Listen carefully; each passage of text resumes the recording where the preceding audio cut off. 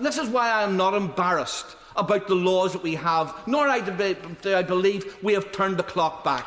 As a result of not introducing the legislation which exists here in the rest of the United Kingdom, reflecting the views of the people of Northern Ireland, as a result of that, making both child and parents matter, has indicated that both lives matter have indicated that there are 100,000 people alive in Northern Ireland today who would otherwise have been killed before they were even born.